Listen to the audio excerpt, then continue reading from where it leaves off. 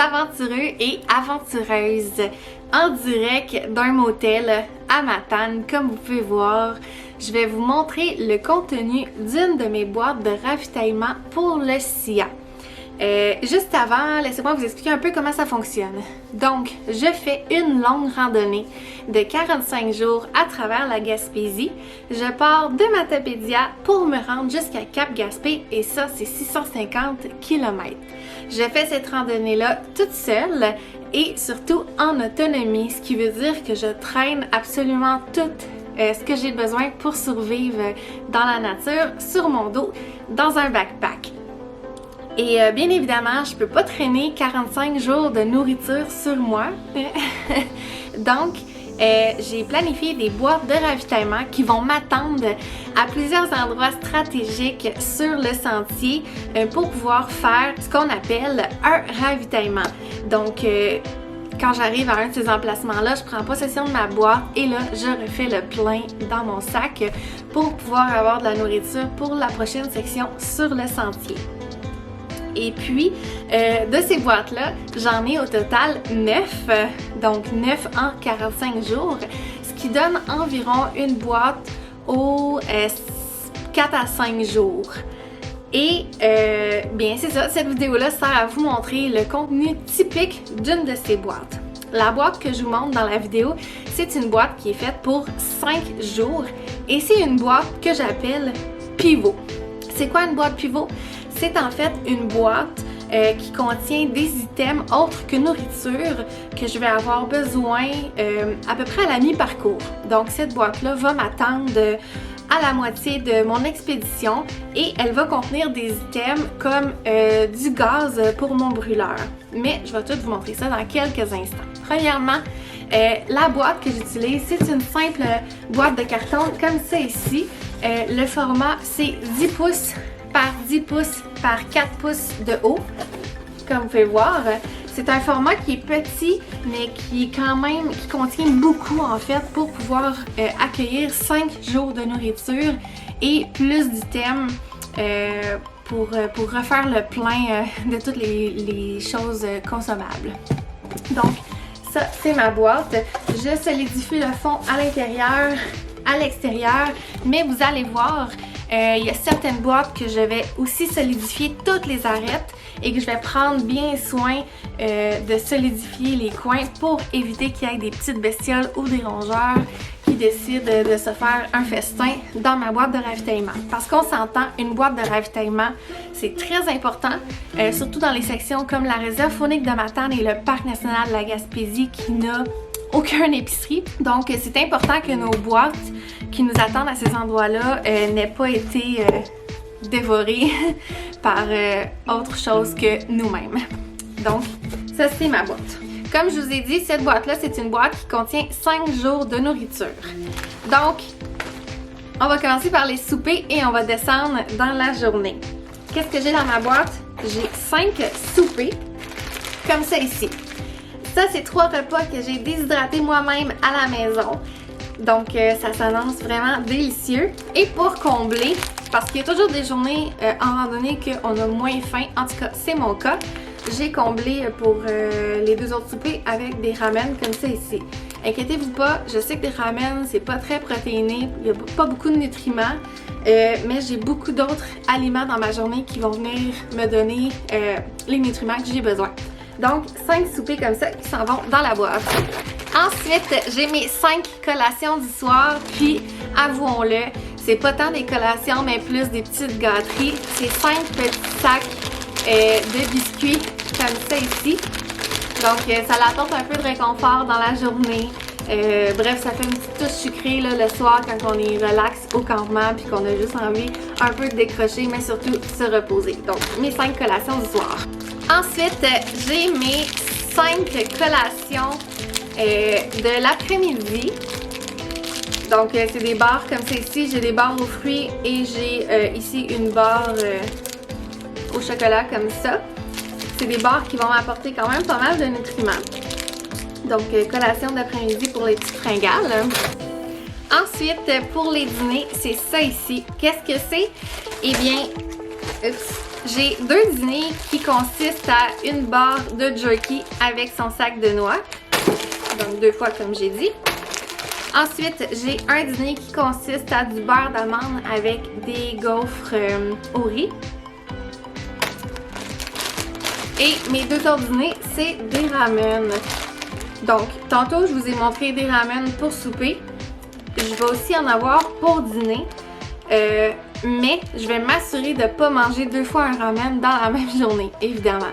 Donc, lorsque je vais prévoir manger un des soupers déshydratés que j'ai fait, ben le midi, je vais pouvoir me permettre de manger un ramen. Mais pas 2 ramen dans la même journée, parce qu'il n'y a pas assez de nutriments et pas assez de protéines. Ensuite, mes collations en matinée, c'est des petites pochettes de fruits comme ça ici. Ça, là, pour vrai, j'adore ça en rando. Ça permet d'avoir une petite touche fraîche sans devoir traîner des fruits. Et là, on s'entend dans une boîte comme celle-ci qui va être consommée dans plusieurs semaines. Je pouvais pas me permettre de mettre des items qui allaient périr. Donc, pour avoir une petite touche fraîche durant ces 5 journées-là, eh bien, j'ai des compotes de fruits comme ça ici. Ça, c'est vraiment merveilleux. J'adore ça. Ensuite, pour apporter un peu de chaleur pour les soirées ou les matins qui seraient un peu plus frais, j'ai 2 sachets de chocolat chaud comme ça ici. Donc, moi, je suis vraiment pas une buveuse de boissons chaudes. En fait, je bois pas de café comme vous l'avez peut-être remarqué. Mais quand il fait froid, ça peut vraiment faire une grosse différence boire une boisson chaude comme ça. Donc, j'en apporte seulement que 2. J'ai certaines boîtes que j'en ai prévues pour tous les jours et j'ai d'autres boîtes que j'en ai moins. Donc, ça se pourrait qu'une fois que je vais prendre possession de cette boîte-là, qu'il me reste quelques items des boîtes précédentes. Mais dans celle-ci, j'ai mis 2 chocolats chauds. Ensuite, on va passer aux items qui ne sont pas de la nourriture parce que comme j'ai mentionné au début, c'est une boîte pivot. Donc, j'ai un peu plus d'items que les autres boîtes de ravitaillement. Et ça commence par ma bonbonne de butane. Donc, cette boîte-là est à peu près à la mi-parcours. Donc, je me suis mis une bonbonne de butane comme ça pour être certaine de ne pas en manquer d'ici la fin du sentier. Ensuite, ça, je vous avertis tout de suite, c'est vraiment un luxe. Je me suis mis une mini bouteille de shampoing et une mini bouteille de revitalisant parce que ces items-là, ben, j'entraîne pas sur moi dans mon backpack. Par contre, lorsque je vais prendre possession de cette boîte-là, je vais être dans un camping qui offre des douches. Donc, je me suis gâtée en me mettant ces items-là pour pouvoir me laver la tête comme il faut au moins une fois durant les 45 jours de la randonnée. Fait que c'est vraiment un item de luxe. Ça dépend de vous, de vos besoins, mais moi, je vais être très contente rendue là d'avoir mon shampoing et mon revitalisant. Ensuite, j'ai une petite éponge comme ça. Dans le fond, ça, c'est l'éponge que je traîne pour pouvoir nettoyer mon chaudron sur le sentier. Et je m'en mets une dans cette boîte-là. En fait, c'est une éponge qui a été coupée en 2. Et je me suis mis, je traîne la première moitié et l'autre moitié, je la mets dans cette boîte-là à peu près à mi-parcours. Donc, je vais pouvoir la changer à ce moment-là parce qu'elle risque d'être très usée, la première éponge. Donc, je vais pouvoir faire un petit renouveau en changeant mon éponge à ce moment-là. J'ai aussi ces 3 items. C'est en fait un petit paquet de lingettes jetables, un paquet de Kleenex et une nouvelle bouteille de Purell parce que c'est 3 items qu'on consomme quand même pas mal sur le sentier. Donc, je me fais un resupply, un ravitaillement de ces items-là dans ma boîte pivot à mi-parcours. Un peu dans le même ordre d'idée que mon shampoing et mon revitalisant, je me suis mis un bout de savon Dove. C'est un savon en fait qui a été coupé en 4. Donc, un quart de savon pour pouvoir me laver convenablement dans ce camping-là à peu près à mi-parcours. Petit bout de savon comme ça. Je me fais aussi un ravitaillement de plaster pour les ampoules. Donc, j'en ai à peu près une dizaine ici. Je ne sais pas si je vais avoir utilisé toutes les autres dans la première section du sentier, mais comme je sais que je suis une personne qui fait des ampoules, je m'en mets dans ma boîte pivot afin d'en avoir jusqu'à la fin du sentier.